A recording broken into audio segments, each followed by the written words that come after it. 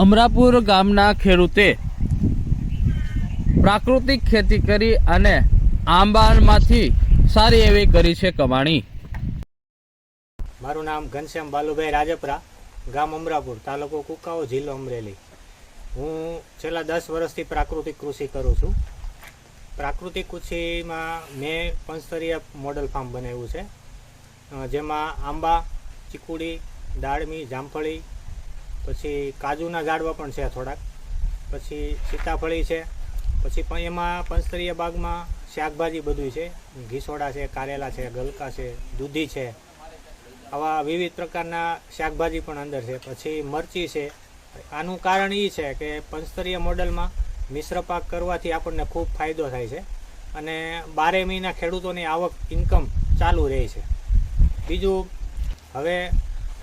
એક મેઇન વસ્તુ એ કન્ફર્મ હતું કે અમારો વિસ્તાર છે એ સૂકો વિસ્તાર કહેવાતો અને ફૂલ કરાળવાળો કહેવાતો, એટલે અમારે અહીંયા આંબા ન થતા ને એટલે લોકોએ ઘણી વખત અતિશય ટ્રાય કરી કે ભાઈ આંબા આપણે વાવીએ, પણ થતા નહીં। પછી આ બાબતે મારે પાલેકર સાહેબ સાથે એક વખત બેસવાનું થયું અને મેં પાલેકર સાહેબની સાથે વાત કરી તો મને એણે એવું કીધું કે ભાઈ આ ધરતી છે એ આપણી માં છે, ગમે તે વાવો તે થાય।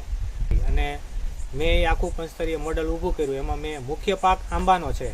તો મેં જ્યારે શરૂઆતમાં અહીંયા વાવ્યા ને ત્યારે લોકો એવું કહેતા કે આંબો હોવાય નહીં, આપણે થાય નહીં, આ ગાંડો છે, જમીન વેચી નાખશે એમ।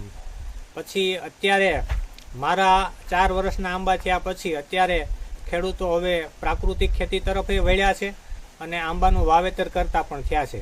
આ વર્ષે અમારા ગામમાં લગભગ 3000 આંબાના ઝાડવા વવાણા છે। કે આ લાઈનમાં આવ્યા પહેલાં મારે 15 વર્ષથી જંતુનાશક દવા અને બિયારણનો બિઝનેસ હતો, વાર્ષિક 25 લાખનું ટર્નઓવર હતું।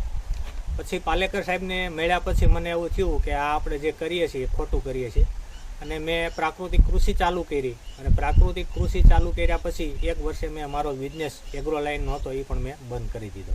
પ્રાકૃતિક ખેતીમાં અત્યારે આમ જોઈએ તો આપણા રાજ્યપાલ આચાર્ય દેવવ્રતજી જ્યારથી આવ્યા ત્યારથી ખૂબ મહેનત કરી રહ્યા છે અને ગુજરાત સરકાર પણ એમાં ખૂબ મહેનત કરે છે અને પ્રાકૃતિક ખેતી માટે શિબિરો, પછી સારા ફાર્મની વિઝિટો, એવું બધું રાજ્ય સરકાર દ્વારા થાય છે કાર્યક્રમો। અને અત્યારે જે રાજ્ય સરકાર પ્રાકૃતિક કૃષિ માટે જે કામ કરે છે એ ખૂબ સરાહનીય છે। હું પોતે 20 વીઘામાં પ્રાકૃતિક ખેતી કરું છું, એમાં મગફળી વાવું છું, તુવેર વાવું છું, ધાણા વાવું છું, ચણા વાવું છું, ઘઉં વાવું છું અને મગની દાળ, અડદ વાવું છું, મગ વાવું છું। આ બધુંય ટોટલી વસ્તુ અમે જે પકાવીએ છીએ એનું મૂલ્યવર્ધન કરી અને વેચીએ છીએ। અમે આખું કોઈ વસ્તુ વેચતા નથી। મગની દાળ, અડદની દાળ, ચણાની દાળ, તુવેરની દાળ। હવે ઘણા ખેડૂતોનો પ્રશ્ન આવે કે આનું માર્કેટિંગ ક્યાં? તો અમારો માલ છે એ રાજકોટ, અમદાવાદ, સુરત આવા મોટા સિટીમાં જાય છે, અમરેલીમાં જાય છે। અને શાકભાજી છે એ શાકભાજી મારે અહીંથી નહીં વેચાણ ગામમાં થાય છે અને બીજું શાકભાજી વધે તો સુરત પણ જાય છે, રાજકોટ પણ જાય છે અને અમરેલી મોલ પ્રાકૃતિક કૃષિ મોલ છે ત્યાં પણ જાય છે।